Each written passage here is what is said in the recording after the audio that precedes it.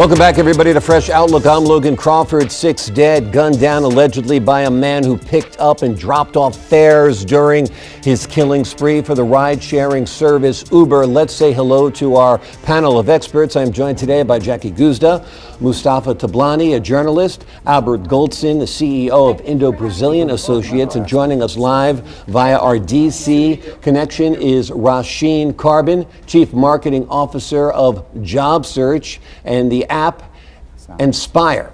Joining us also live via Skype is John Dick, founder and CEO of Civic Science, a consumer and market intelligent company based in Pittsburgh.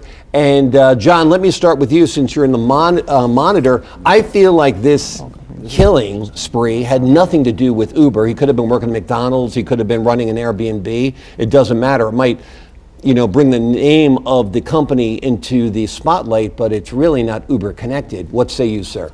Oh, of course. Of course not. It's probably bad luck, if nothing else, for Uber.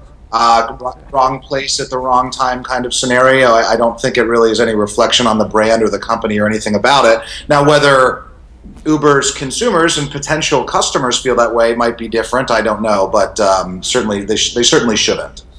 All right, Mustafa, let's talk to you a little bit. What's your take on this crime out in the Midwest? Well, this couldn't have happened in the wrong time because Uber was trying to raise his take. And Uber is not a neutral platform where people meet each other. Like, they are taking 20%. So people expect certain things from Uber, and they say that they want to raise it to 25%. And this event is going to clearly shadow their plans. And if there's a new game in town, new app that's going to do something that Uber is doing, this is the best time to seize the moment for them.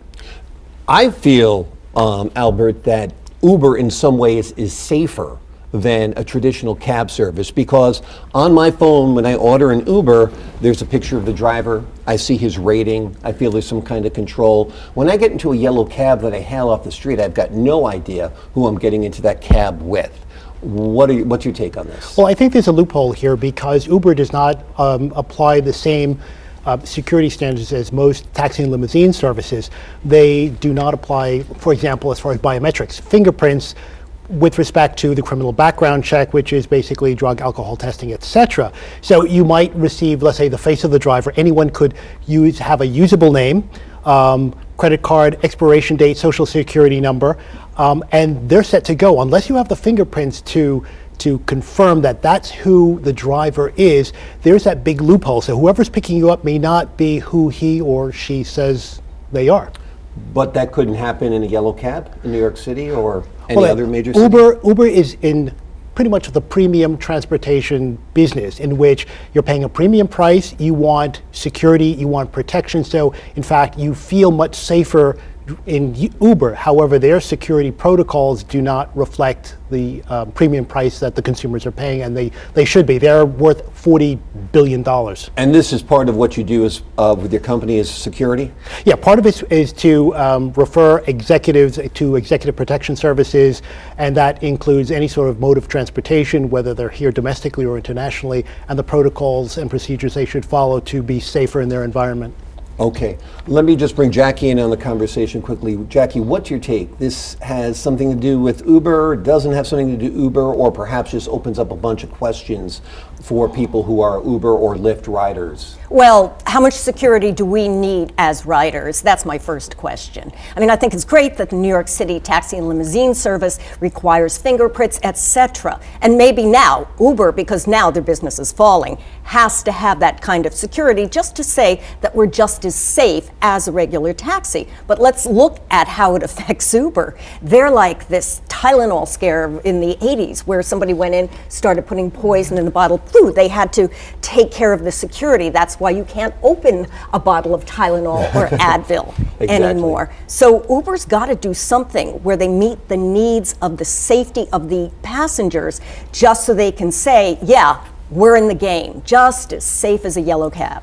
Let's bring Rasheen into the conversation. Jackie is advocating for more yellow cabs, it sounds like, or upping the standards for Uber and other ride-sharing services. What say you, sir? Are we safer, in your opinion, in a ride-sharing situation or in a traditional taxi?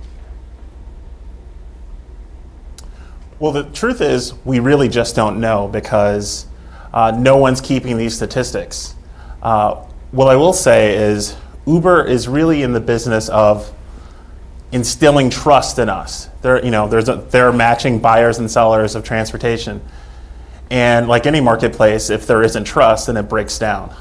Uber's 5 years old, probably in the next couple of years, it's going to want to try to go public. It absolutely needs to step up its game as far as background checks if they're going to be able to withstand the scrutiny of being a publicly traded company. Mustafa, what's your take on that aspect of the security? I think there is a gun violence problem here, and we tend to label things. You remember Craigslist killer? So we always want to put a label. It's a Uber killer, it's a Craigslist killer. But there is a gun violence in America, and that should be addressed. And I think the Uber is a misdirection, like you suggested. Yeah, I agree. The internet is treated like the devil's portal. So if somebody goes out on a date and is murdered by their date, it's horrible. Yeah. But if somebody's on a Tinder date and they're murdered, it is front page news. Or a Match.com date. Or if somebody is murdered in their hotel room, well, it happens. If it happens in an Airbnb, watch out. Let's bring our next guest in on the conversation. John, what's your take on Uber and what they do to rebuild their brand at this point? I mean, I guess I'm just not all that convinced that they've done all that much damage to their brand. I don't see any evidence of it. Like you said, this was as much of just bad luck for Uber as it being any sort of systemic problem. I don't remember which one of the guests was talking about it. I use Uber all the time, and I actually find it to be substantially cheaper than taking a taxi, at least in any of the cities where I travel. Now that I'm taking UberX and not the black version of the service, but I do feel significantly safer in an Uber. Just as you mentioned, I'm trackable. If I leave something in the car, I know which car I was in. There's a lot of things that make me feel more comfortable out Uber. I don't know where the evidence is that this killing spree or had any direct implications on Uber's business. I'm sorry if there's some data out there to the contrary. I haven't seen it. So I'm not sure. Maybe if we see a rash of these things, that might have an effect. But I'm not sure there's been all that much damage done to the brand just yet.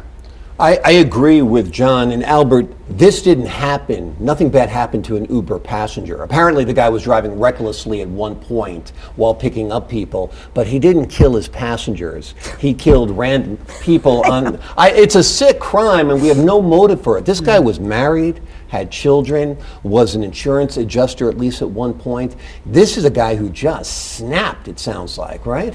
Well, that's, again, being at the wrong place at the wrong time with the wrong brand. But this is a tremendous opportunity for Uber to say, hey, look, we care about our passengers. The driver could have easily turned on a passenger, kidnapped the passenger, what have you. So the possibility was right there, just the proximity of having a passenger there. A study by a number of professors at John Jay University came out with a comprehensive proposal to harmonize the type of security that should be applied for all for-hire taxi limousine services, so that at least at this point, anyone entering any of those vehicles, the driver has been vetted to a particular level. And since Uber is international, they operate in 250 countries, this also sends a big message as well to say, look, we're stepping up security, we're going to apply the same type of protocols worldwide. It's funny, Jackie, I know you're a media expert. The movie Taxi Driver came to mind. I mean, there was a yellow cab driver. There was a guy who was a nut who was planning to assassinate a political candidate as well. So it not necessarily tied to Uber, and the imagination of Hollywood had already picked up on this theme. Well, look, ever since that movie came out, which was what, in the 80s? I get maybe 70s, something like that. When I drive and I see a taxi driver come past me, I'm like, okay, buddy, you can have the road. Are you looking at me? Exactly. You must be looking at me. Yeah, but look, I don't think that passengers are looking at data. I don't think they're looking at what happens to the stock of Uber. I think that they just have a gut feeling that this person might be crazy. And so that might, this just happened this weekend, or last weekend, this might take Uber's business down a bit. Let's bring Rasheen in on the conversation. Rasheen, my experience has been superior in Uber. In fact, I was upset that New York City got involved in regulating Uber so much because they've made it just as expensive, if not more expensive than a regular yellow cab at this point.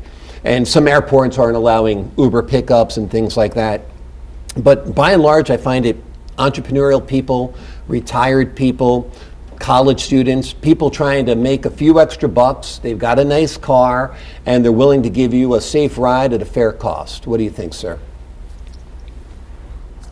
I think that's absolutely the story that Uber has got to tell. I think they've got to, in a very big way, let people know that it's safe to get in an Uber. You're not going to be assaulted. You're not going to be part of a crime spree.